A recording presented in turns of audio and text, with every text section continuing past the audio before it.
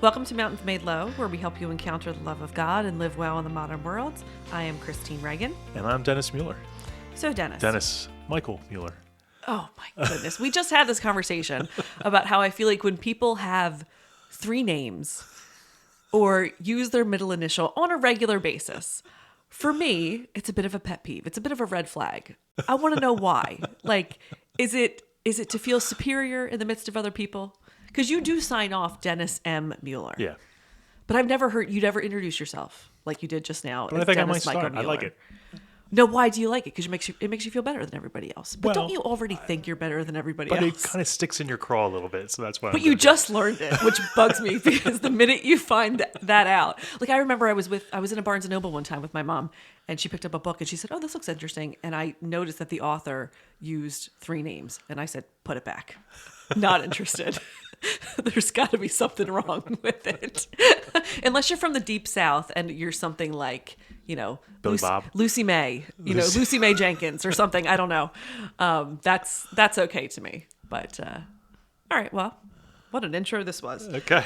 Today we're talking about social media, and we're interested to see where this is going to go. We have some feelings about it, but I thought it would be a good thing to analyze. Number one, this podcast is an element of social media to some degree.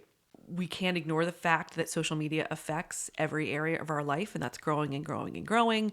Now, AI is participating in that more than we anticipated, maybe just 5 years ago.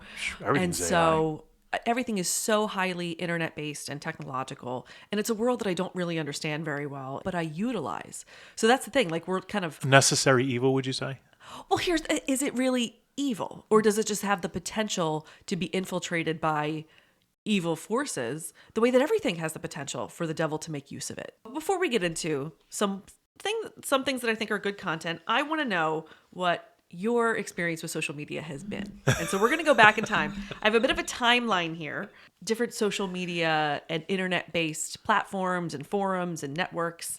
Does it start with DOS? It doesn't start with DOS. It actually starts with it should. This is like actually the social web. In 1997, something called 6 Degrees came out. Do you remember this? If it involved Kevin Bacon, yes. Don't think it did. But this is what they say was the forerunner. Because now what? We have Facebook, we have Instagram, Sure. we have TikTok, we have all those other ones.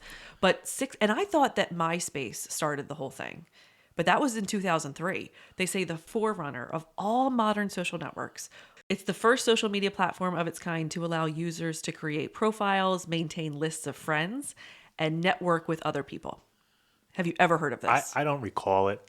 Okay. I really don't. Yeah. All right. So then we had Friendster in I do remember 2002. Did you have a Friendster page or platform? No, but I do remember Friendster. Okay. Yeah. So Friendster was a platform, and I remember Friendster. Oh, God, I'm just going to preface this like I have never used social media. Well, that's going to be my next question. I've never been involved with social media. Really? I've never been a proponent of it since the beginning. So Friendster was a platform that focused on connecting people. It was more of a connection.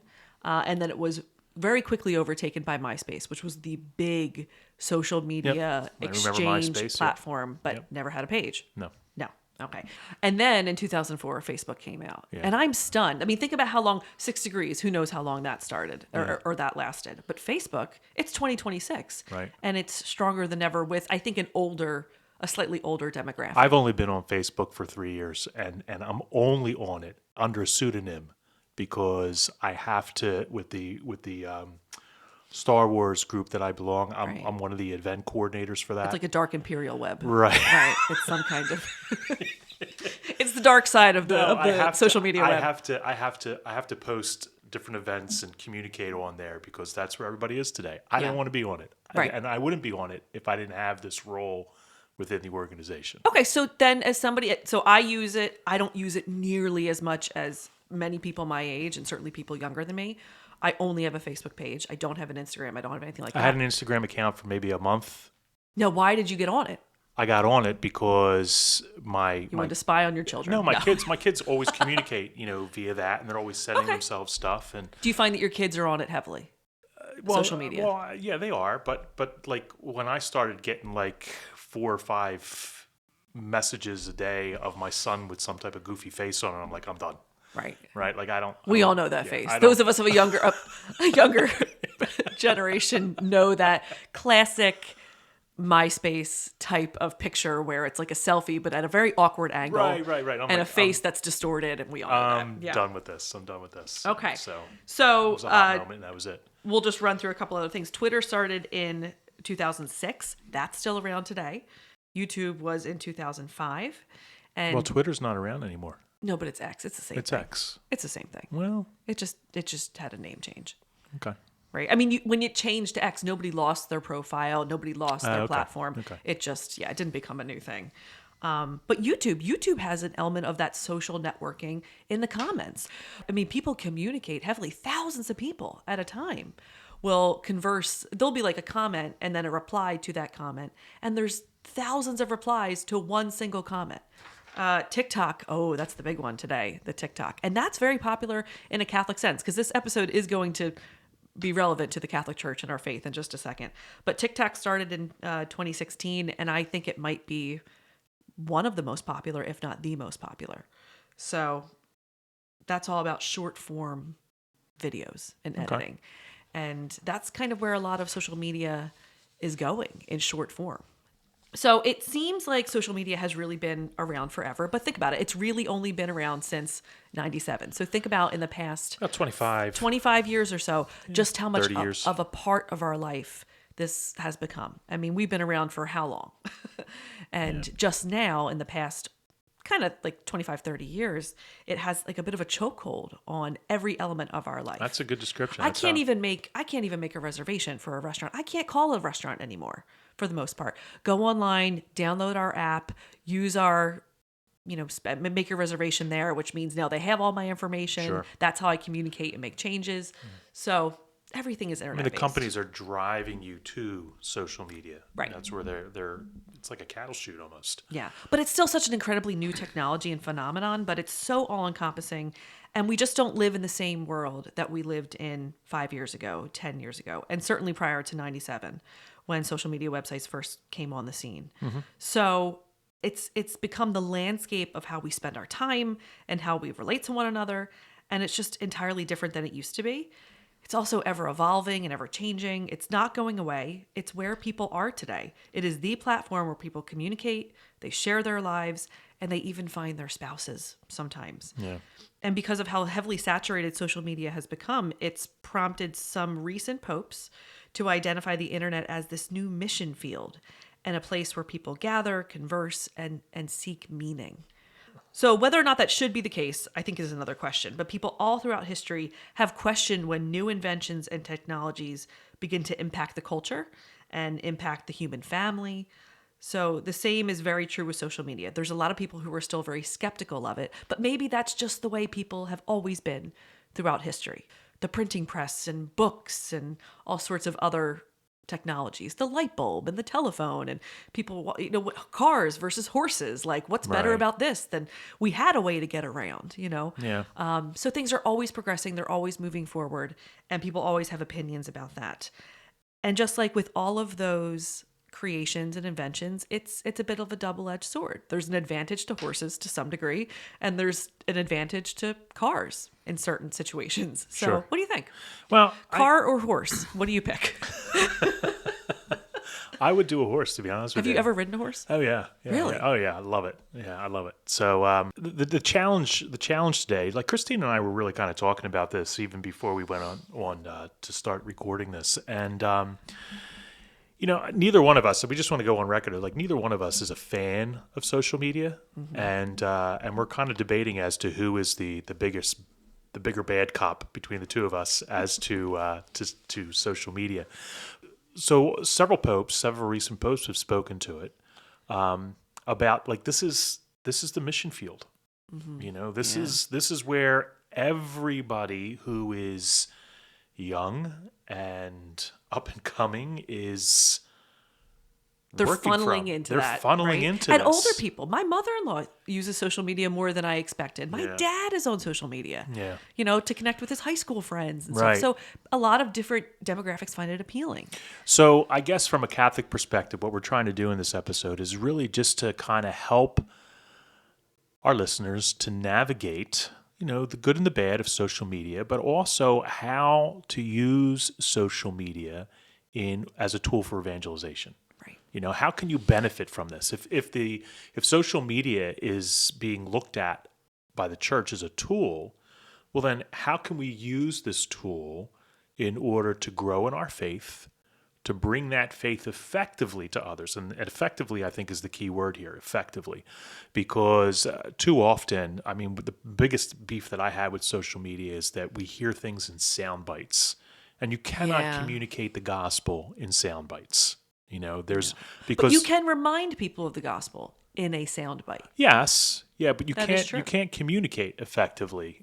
So maybe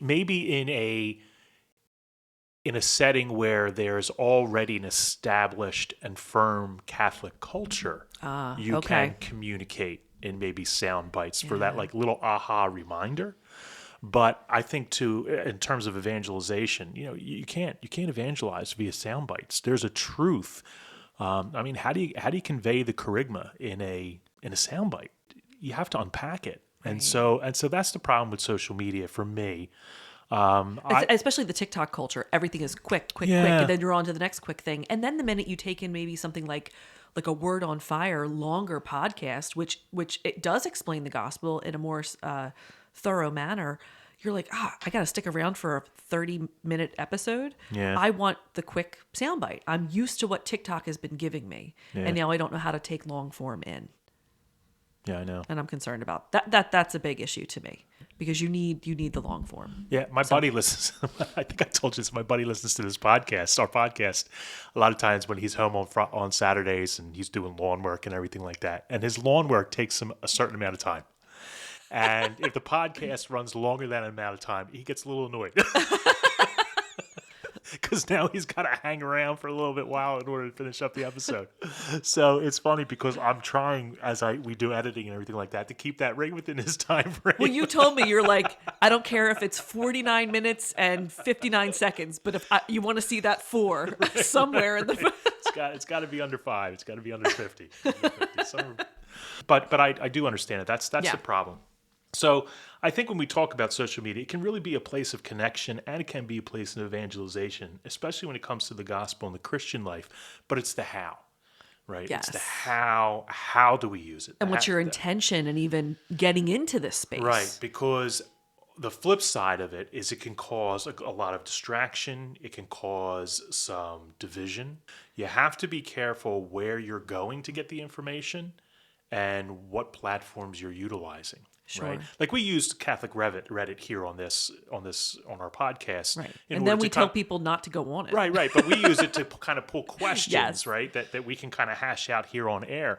But like the last place that I would recommend somebody to go to post a question would be like the Catholic Reddits that are out there. Yeah. Because one, you don't know who's responding, so you don't know if you're getting an accurate response, a church-centered response. Yeah, where's the authority? There's We have no idea. authority there. So, and then the other thing is like everybody sometimes is spouting off opinions, and opinions differ, and then things can kind of get really into a verbal brawl sometimes with those Vicious. things, and that's not healthy. So if it's not the gospel, if it's sowing division within the community. Right, there's somebody's not speaking to the gospel when that happens.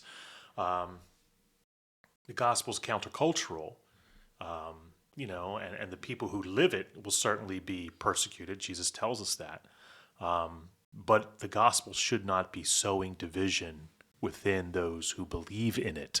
Sure. Right, that's the problem.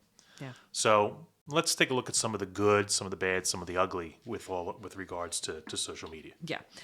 So let's start with the good. So social media does provide connection and community. It does so within the church. It does so outside of the church. I mean, you can easily just stay in touch with family and friends. I mean, my dad has found his old Doherty buddies and bandmates and all that stuff. And it gives him a lot of joy to kind of see what's going on in their lives. So it's able to really open up the world to you, and your mind expands in the process. Your heart, I think, can expand in the process. So anytime something larger than yourself is opened up to you, I think that can be a good thing. Yeah. And social media has done that for so many people. It's incredibly helpful for the life of the parish, and it makes spiritual resources easily accessible, prayer groups, support ministries, faith formation programs. I mean, I think you could certainly speak to that as well. Yeah, well, I mean, things like Instagram and Facebook really allow parishes to share photos and events, volunteer opportunities, behind-the-scenes glimpses of parish life. I know that your office downtown has an Instagram page. How have you Yes. found that helpful? Yeah, my office does, and it's managed by my associate director, Wanda Newell, because I What, nothing to do with it? No. no, like I just don't. I mean, Yeah. I mean, I could, but it's just not where my interests lie. Sure, for but that. people get to see what's going on a diocesan level. Like, how are you spending your time? What's the Right. good work that you're doing? So it does give people a glimpse into And there are the times, church. There are times like when she will post something and we end up with tens of thousands of likes and kind of forwarding, passing along, and Sure. all that other stuff that kind of occurs with all that. It can be used for the work of evangelization. It can really open up the beauty of the gospel to those who are uncatechized and perhaps even those who are non-Christian. Yeah. Right? I mean, when we talk about social media platforms, they can expose us on a regular basis to some really high quality Catholic content from which we can really learn and be uplifted. And because you can go there if you have a particular priest that you like. Well, I mean, a lot of times their homilies are posted online. Right. You know, Bishop Barron, Father Mike Schmitz, a lot of these other guys, they have their homilies posted online. So you can look at those homilies. You can Things that you would never have heard maybe 25 years ago. And that's right? I never had the opportunity to learn from some of these great, Catholic educators before. And that's the beauty of social media, because something, when it is transmitted, it is accessible to the world, right? And when you go back even 50 years ago, before social media, I mean, in order for something to be communicated effectively, it would take weeks. Right. Pigeons. Yeah. Well, I mean, you're talking like even with the news and everything, sometimes it would take a while for that type of stuff to be developed and for word to kind of get out. Now it's instantaneous. I mean, and then you have things like the ice bucket challenge, like that just spread like wildfire, throughout the world. And raised a ton of money in the process. Right. So, I mean, so like, again, there's some good things to this. But when you're taking a look at like things like Bible studies, different Catholic podcasts that are out there for us to kind of grow in our knowledge of Christ and his church, there's a lot of things out there that can really inspire us to really be who God created us to be that person that God has called and created us to be. And I think you can make an argument that the church has to some degree. I'm not saying that everyone has to take it up, but the church, us as a body of people, we have to go out into these digital spaces. When Jesus says in the gospel, go out to all the world, we can't just leave out this new digital continent that is social media and the internet. So I think maybe we have to think about it like a foreign land that needs to be transformed and made holy through the light of the gospel. But not everybody has to go into that particular foreign land. Do you know what I mean? Not everyone is meant for that work. Well, that's the important thing, because I don't think everybody's called to certain ministry. Everybody has unique talents and unique gifts, and maybe God's not calling you to be immersed in social media as a form Maybe of it's not good for evangelization. your personality or tendencies that you might have, because we're going to get into the challenges. I mean, this is highly addictive. And so I would say that not everyone's meant for it, but I really do like thinking about it as like a foreign country. Are you meant to go out into this foreign country and evangelize? If you don't feel called to go to South America, to be a missionary, maybe the internet isn't your mission field either. Maybe it's just the neighbor next door. Maybe it's your son or daughter who's estranged from the church. Maybe that's the limit, and that's okay. Absolutely. But there are some challenges to social media, right? There are. And these challenges, we're not necessarily talking about how they're going to affect the church, but they will inevitably, because of these challenges, we will see the negative fruit of that in people trying to do the work of evangelization. Right. Perhaps it's going to impact us nonetheless. I don't necessarily know that they would affect the church, but they would certainly affect us. Aren't we in the church? Well, but I'm talking about the church in the universal sense. Okay, I'm talking about the church in this earthly sense, getting into it. Like we as people who operate in the church and who are supposed to take the gospel out and give it to the world, we are not going to necessarily be immune to the problems that social media presents. Right. That's what I meant. Right. Okay. Because we all have concupiscence. Exactly. Right. So, but if you know what the dangers are, you know that you have to go to this foreign land can pivot. and be Right. super vigilant. Right. You have to know what you're up against. So this is what you're up against when you're getting into, when you just have your own personal social media page, your Instagram page, your Facebook page. And if you want to start some kind of new evangelization ministry, Catholic ministry, perhaps. Yeah. So the power dynamic. Okay. So social media, we would never say it's bad in and of itself. It's not. Let's just make that. It's not personal. It doesn't have any morality to it as it exists. Right. It's how it's utilized. And so social media isn't evil in and of itself, but it's incredibly powerful. And power always shapes the human heart. And I think that's why it can be dangerous, especially when powerful influences quietly inform and mold how we think and how we love and how we see ourselves and other people.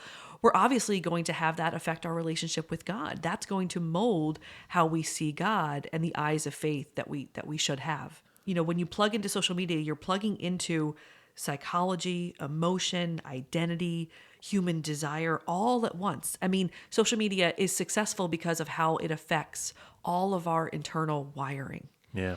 And it's also so powerful because it has a seemingly limitless range. Think about it. You can reach the entire world instantly, and you were never able to do that before.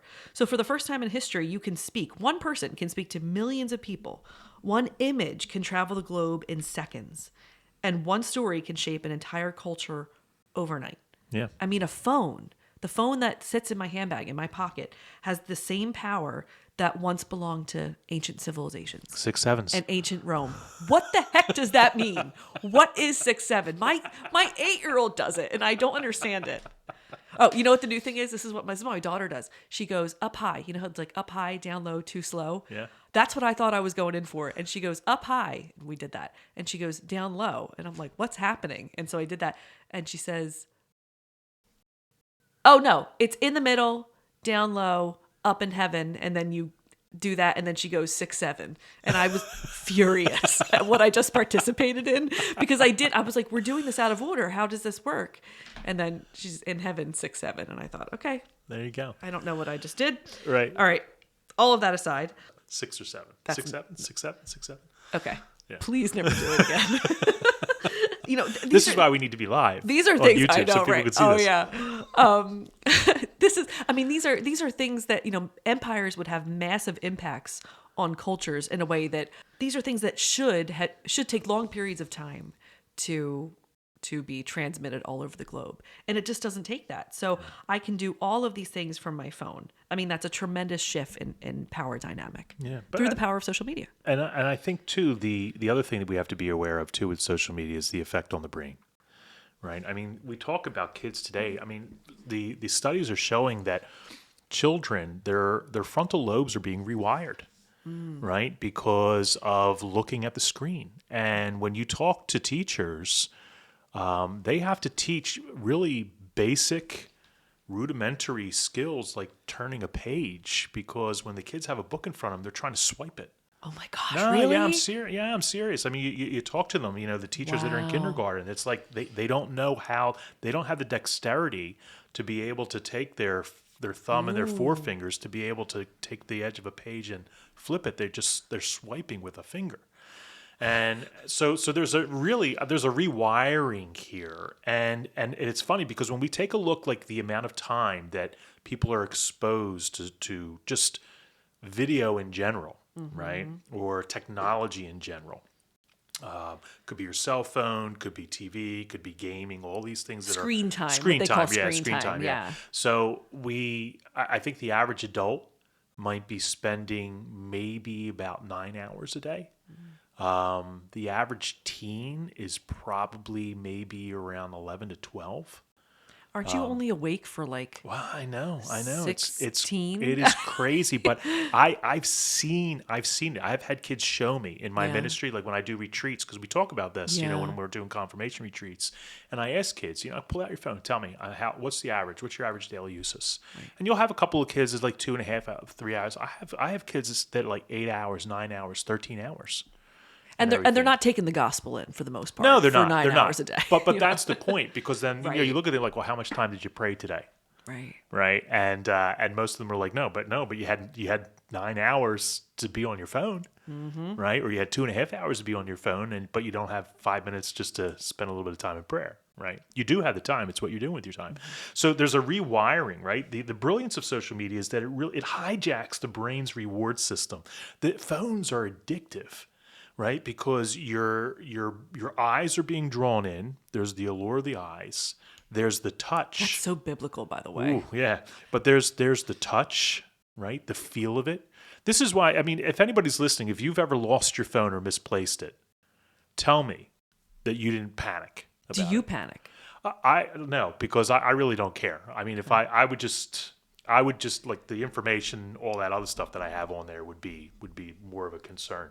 But I really, if I'm home, I don't carry the phone on me. I just throw it off to the sides when I don't. I can carry it testify to anymore. that. He does not text back easily. Just kidding. This is true. People, when they text me after I'm home, it might take several hours because I might walk by and just check the phone.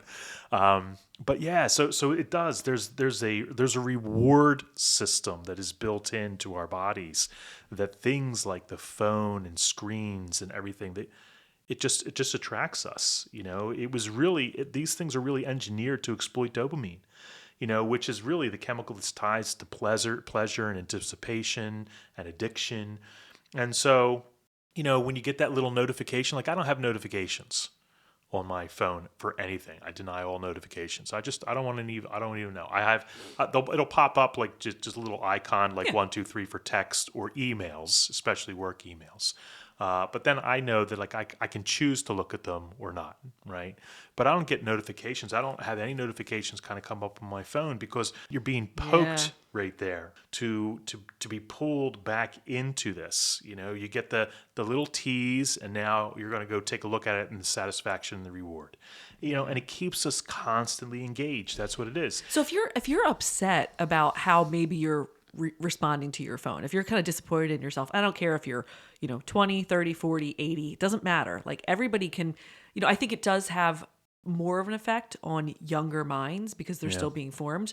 But I know plenty of older adults that are suffering with an addiction to their phone. And I want to say, listen, don't be surprised because this is what it was created to do. Right. Yes. Have you participated in it? Sure. Have I participated in it? Yes. But it was created to do what it does, and it works. Yeah. So let's not be surprised that it worked. And we have to be careful because what we engage with helps to shape our identity. Yes. And we forget that. What we invest ourselves into, our interest, the things that attract us, our hobbies, all of these things, they shape our identity. And so before, our identity used to be formed by our families, by our faith, by our community, by this common culture. Now it's being shaped by social media. And now you want to talk about the algorithms. You want to talk about the effect on the brain. Look at the number of children that are so depressed and so isolated today. The loneliness is literally, U.S. Surgeon General called it an epidemic. Yeah. And because they're no longer outside engaging with one another. Even when they are outside, everybody's sitting there on a device. I can drive on my way into work. I see all the kids on the bus stop. Nobody's talking to one another. They're all sitting on the bus or they are standing at the bus stop. I see people surfing. driving and checking their notification. I am not kidding at all. Yeah, I know. This is what's now beginning to shape our identity. And if we're comparing ourselves to everybody else, then depression is going to set in because we're going to think like their life is better than mine. I'm not measuring up. And so even though we have this opportunity to make connections, people, I think, have a tendency to be more disconnected than ever before. And sometimes even what we're sharing only what we want the world to see, right? And we're also only receiving what we want to receive. And this is kind of like you talk about, religion, family, like a common culture. This is like something that I've become really passionate about these days, where I don't feel like we have common culture. And I think social media has directly influenced that. And what I mean is that, do you remember when like the first guy won Who Wants to Be a Millionaire? Yeah. Everybody remembered everybody used to remember things like that, where there would be something where everybody watched it. Everybody watched what happened. I remember the question that was asked of him to win that $1 million. And so it was like it wasn't a spiritual thing necessarily.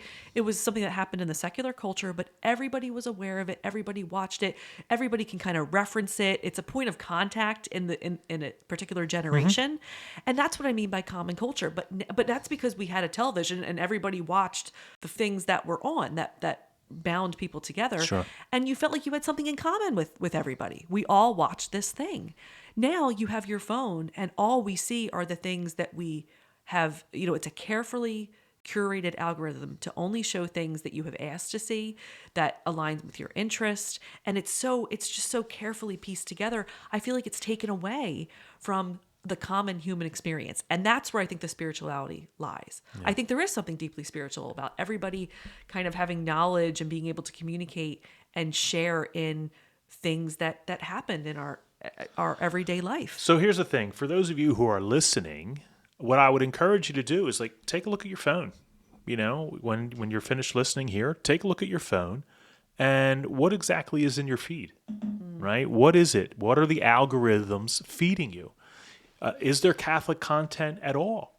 If there is no Catholic content, well, then maybe we can begin to take a look at, well, what is that content?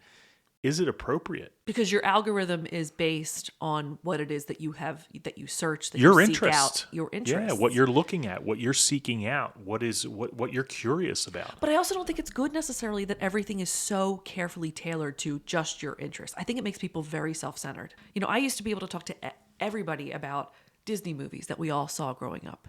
I can't do that with younger people anymore because we don't see that. We're not interested in that. But these, to know the story of Snow White as a cultural reference, everybody used to be able to do that. I don't even like Pinocchio, but you could reference it and people would know what you're talking about with the nose growing and lying, and we could make connections with it. We don't do that anymore because we're only interested in things that are about me, that serve me. And so there is not that I can talk about with somebody else. So the common culture is gone. It's been eroded. It's gone. Yeah. So again, take a look at your feed, and if you're lacking Catholic content, well then change your algorithm, right? And explain what algorithms are. Algorithms are really everything. Algorithms decide what news you read, what ideas you encounter. Your algorithm is going to dictate what you take in, and then you begin to reflect the things that you take in. It's your behavior, right? So your algorithm that you're seeing, everything that's in your feed, it's the result of your own behavior on that device. Yeah, like what we talked about this before. It's like nothing comes into your mind and then goes out of your mouth or out of your body in terms of behavior before it comes in through your mind. Right. So what are you feeding yourself? Right. Yeah. And the other thing is that emotions are very, very high when it comes to social media. It can be a very emotionally volatile place. It feeds off and it spreads content that triggers certain emotions, often like how you trigger me. Anger, fear. Not so much the fear, but you do anger me. But I mean... Admiration. Sure. That's what you want to think. But I mean, have you ever heard of rage bait? I mean, there's a lot of that goes on in my house, by the way. There's so much of that goes on. But I mean, rage bait, it's designed to make you enraged, and then your emotions are high, and you're going to go into that comment section. You're going to tell that. It creates like this mob mentality, and that's what social media does. It's very tribal, like tribes of ideas and opinions, all of which are about me and what I think and what I feel, and I'm going to attack you with it. I mean, this is God. You clearly have a story. With the rage bait, for people who don't know what that is, I'll give you an example because I just did this recently with my wife, and I think one or two of my daughters were at home too, and they knew exactly what I was doing, and they just they started to fade into it. But something came up where my wife was trying to talk to me about this particular show or this particular actress, saying like, well, you know who this is? It's the so and so on this show and everything like that. I was like, I have never seen that show before in my life. Right. And I knew that I had, but I'm just really? Yeah, I'm flat out. I've never seen that show before. Yes, you have. You've seen it. It's this actress here. She goes and now she's looking up pictures. She's showing me the pictures. I'm like, that's good. I'm telling you, I have never seen that actress before. Ever. I don't even know who she is. And so she's really getting angry now because she knows that I know. But and then finally I think it was my daughter. She said, rage bait. Right. And then it kind of broke the ice with everybody. But this happens on social media too. They'll throw out a little teaser. Somebody will make a comment in order to. Or they'll post an article and what they'll do is they'll stop the title right before there's that part that you really want to know. So it's there's clickbait, there's rage bait. John Crist has a good skit. He's a comedian. Yeah. Yeah. I know you know him. I've but seen him live. Others He's might not. phenomenal. But John Crist has a little bit of a bit where he's on a community app. Oh, right. yes, Yeah, the one, the yes. community app, and like he has his login, and then he has this fake login that he has, and he gets into arguments between the two to kind of get rage bait everybody to else. entertain himself at the end of the But day. it rage baits everybody else in, and he just kind of gets it started between these two, logging in, logging out, and posting. That's what rage bait is. Yeah. That was a little bit too long of an explanation, by the way, but I thoroughly enjoy the whole premise of that. That's what I'm looking for more of in this podcast. Less content, just more stream of consciousness. But think about the comments that you've read on social media platforms. It brings out the absolute worst in humanity. Yeah. I have read the most uncharitable, diabolical, disgusting speech on the internet because we'd never say it to each other face to face. I would almost respect somebody if they would do that. I'm not saying it's good to do that, but people routinely allow social media to. People routinely dehumanize other people on social media because you have that distance. Yeah. And as much connectedness as it allows us to have with other people, there's still a fair amount of distance in that connectedness. So I don't have to treat you like a person because I don't even have to see you like a person. It's the angry mob all over the place. And social media isn't necessarily interested in making you smarter or exposing you to the truth. It just wants to get a reaction out of you, a strong reaction, period. If it can do that, it's done its job. And that's where the division, you were talking about divisiveness. Division, It causes division. When it comes to social media, the other thing that you have to be careful of is popularity versus authority. And this is something that I really do think affects the church directly. It does, yeah. Because the church, the voice of Christ and the church is supposed to be the authority figure on faith, morality, all of this. And now it's like, was that really what's being communicated on social media? Again, that's where my concern lies too. Because the gospel in itself is its own authority, because it's God's word, it's divine revelation. But God's not always the most popular person. That's the thing. and you need an authority like the Catholic Church to be able to interpret that and to be able to convey the truth of the gospel and its application to daily life. And so there has to be an authority, but I think when you get into social media, what people are looking for and what trends is more popularity over authority. Right. And so I can't imagine God would get the most likes and notifications and comments. If he has like a burner account somewhere, we can't just go with what's the popular opinion. Popularity can't win out. Yeah, if you were to kind of post something like, God says that you have to be married to have sex, or something along those lines, that sex is for marriage. God says sex is for marriage. And then posted that on social media. Can you imagine the comments? Can you imagine the comments, right? Like there'd be a lot of people that would be disagreeing with that because that is not popular opinion. Right? That's not popular opinion. That's not where we are at culturally. And the truth is not often reflected in the popular opinion. Right. And that's what we have to be careful And the about. church is interested in truth. Right. We're not interested in popularity. And so you just have to be careful when you're navigating social media to be able to hear the truth of the gospel, because it is going to come in direct conflict with what is popular. Mm-hmm. It's not always going to support what is popular. That's true. Yeah, that is true. This is the mission of the gospel, and this is why Jesus tells you you're going to be hated. You're going to be persecuted. If you bring my message to the world, you will be persecuted. You will be hated, because it's countercultural. Mm-hmm. And so it's going to run against popular opinion. It's going to run against the trends. It's going to run against where we're at and kind of being with the Joneses and all this other stuff, keeping up with them and whatnot. So we have to be mindful of that. And then finally, the whole thing never shuts off. Social media is awake 24/7. It never turns off in your pocket. And if we think about it like that distant continent and that distant country, you have a whole distant land that lives in your pocket and is on your person all the time. And so what do? I think about it as though we almost live in two different worlds. We live in our reality, and then we live in this kind of internet-based faux reality. And it's a loud world, it's a noisy world that just sits there all day. And I think it makes the spiritual life difficult. Yeah. I think it makes silence difficult. I think it makes prayer difficult. It makes it difficult to acknowledge the presence of God because you have this other country that's on you all the time. I want to go back. I want to go visit. I want to go visit. There's a lot of eye candy there. You need to be in the presence of God. You need to recognize the presence of God rather than the activity that's going on online all the time. Despite all of these negatives, I think it's important to go through the negatives because you have to know what you're working with. You have to know the forces that are working against you to do any kind of good work that you might be being called to do. Know your enemy. No, exactly. Right. Know your enemy. And I think all of this can sound overwhelmingly negative, but a phrase that I often live by is don't let the good be the enemy of the perfect. The terrain of social media is not perfect. It's not ideal. Can you do good work there? Yes. It'll never be perfect. It'll never be nothing, but nothing is perfect. Right. You know, I would assume that Paul's work in evangelization was not perfect. What the forces that were working against him made, an imperfect atmosphere, an environment. You have to do the work anyway. Right. And so, I mean, your family dinner table is not ideal. You still have to be the face of Christ and bring that light into any situation that you're called to. And so I think about the apostles. I think that there were dangers in every missionary effort that the apostles went on. No land is perfect. No land is safe. This isn't heaven. And I think about what Moses says in Exodus. He says, we're strangers in a strange land. Social media is that strange land. Yeah. We're in exile to a certain extent.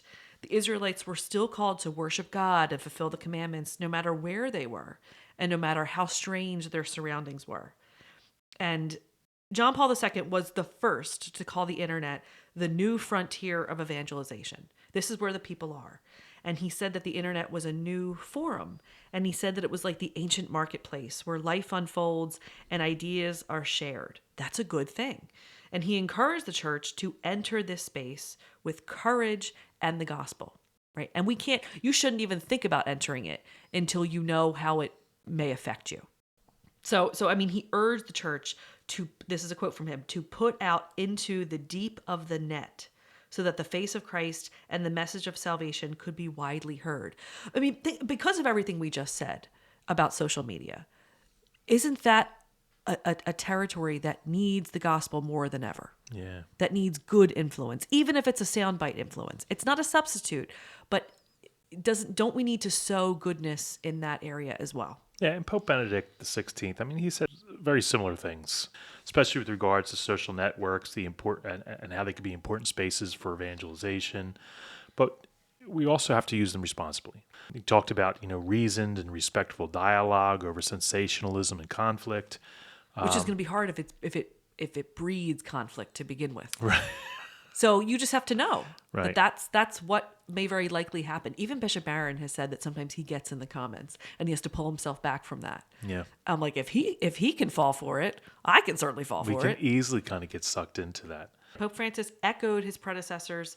He called the internet and social media digital worlds that dissolve borders and create opportunities to meet people where they are. Right. I think that's where the good news in all of this And lies. I think that's where it works as a mission field for evangelization. There's real help there. Even a short post, when shared in faith and love, can be a spark of grace, right? I mean, it can lead people to an encounter. It can create a little bit of a momentum to maybe seek more, to begin to kind of maybe plant a seed, that will grow and begin to take root, beginning maybe with just some mild curiosity. Maybe that little post or something is going to lead somebody to do some searching that's going to create some new algorithms for them.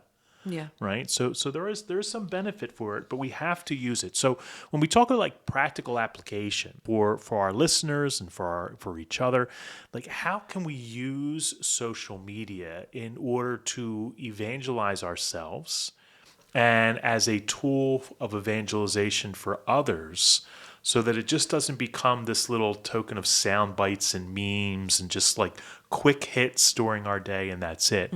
We really want this to be substantial. If we're going to use it as a tool for evangelization, then we really need to make it an effective tool that can minister to hearts and minds in a way that leads people to a true encounter with Christ Jesus and his church. Right? So what would be some And also practical... what we're going to receive too. Like Right. that's the thing, because not everyone's going to be posting things, but if you're on social media, what are you Well, you're either creating or you're consuming. or you're consuming, right? Right. So can you position yourself to be consuming better things? Right. Because I think most of us are just consumers. Right. So if you're not going to be creating some content, or even just creating in the sense of maybe forwarding things to other individuals, to your son who might be estranged from the church, or to your friend who might have questions about their faith or life after death or suffering, maybe they're going through something you can kind of forward toward A message of hope. A message of hope, right? Most of us are probably going to be consuming rather than creating. So what are some practical things that we can do in order to make sure that we're consuming things that are healthy for us and that are going to be fruitful for us? Yeah. When we talk about practical application, think about the live streams that are available. Being able to go online to do a live stream and to be able to pray the rosary. So it can create this connectivity. Divine Mercy Chaplet, the Liturgy of the Hours. And same thing with like Bible studies. Like there are so many good Bible studies out there that you can access online. Yeah. And maybe you're like me and you have young kids at home and you're not able to get out on a regular basis to go to a Bible study, but I can sign online and I can participate in that way. Sure. I mean, these are ways in which we're receiving the truth of the gospel, the light of the gospel. It's coming into our lives. It's coming into our homes. It's going to affect the way that we work and serve our family. This is the kind of ministry that the popes are talking about. Yeah. When you can bring truth to people where they are. But you have to start with the fact that it is truth to begin with. There's ministry where people kind of maybe come together and then they continue the conversation via social media online afterwards, so that encounter isn't just a one shot in the arm and then it kind of fizzles and dies. They maintain the connection via social media afterwards. I mean, this is a blessing. This is a good thing. That's something that I think we need to take notice of. Is this authentic? Is this something that is going to sustain me for longer than just like a shot in the arm type of a moment? Yeah. And sometimes you need that shot in the arm, but that's not a replacement for a real relationship with Jesus. Yeah. It's not a replacement for receiving the sacraments of the church. Yeah. It's not a replacement for attending Sunday Mass. And so if it feeds an authentic Christian life, then I think that's great. Yeah. That means that the mission field is doing what it's supposed to do, but it has to lead to something that's real and sustainable. If all the technology were to be removed, Right. do I still stand in right relationship to God? Sometimes even those personal stories of conversion, healing, spiritual growth, those can be very powerful tools for evangelization And people share them. conversion. They And share people them do share them on social media. Yeah, and people share them on social media. And those testimonies really help us to see how God is at work in ordinary lives. He's at work in everybody's life every day. And so being able to kind of see those connections helps you to begin to take a look at your life and say, well, where's God in my life? Mm-hmm. Begin to see the different blessings and the different way that he makes himself present and he reveals himself to you. Yeah. So like I said, I mean, social media can really be helpful when you allow the algorithms to do their thing, because this is what your primary focus is when you're using social media. Then the images, at least you're being exposed to things that are the classic phrase, the good, the true, the beautiful, not the distracting, not the noisy, not the disruptive, not the, that's the work of the enemy. That's the work of the devil. If we're using it as a bridge to something that is more substantial and that can lead to learning, knowledge, love of God, love of neighbor, love of self in the best possible way, I mean, that's when it can really be a good tool for formation. But it has to be a tool. It's just a means to a greater end. Yeah. And that's the proper place. That's the proper place for all of this. And we have to reckon with it because it's not going away. It's going to become more and more a part of our lives. Is this going to help me get to heaven? Is this going to help make me holy? Yeah. Are these comments that I'm reading and making and receiving, is all of that contributing to a world that we're trying to transform, an internet that you're trying to transform? I mean, this is what the popes wanted us to be doing. This is Yeah. this is the work of Jesus. This is going out to all the world. But we can't have like an alter ego. Sometimes I think we can have our public persona but this is what I can do on the internet. And that's when it becomes a very, very dark place. And it doesn't need more darkness. Yeah. It needs the light of Christ to be brought into it. Yeah, the mission field is ripe. All right. I can't wait to see how this gets edited. This is going to be wonderful. We will see you next week. All right, God bless.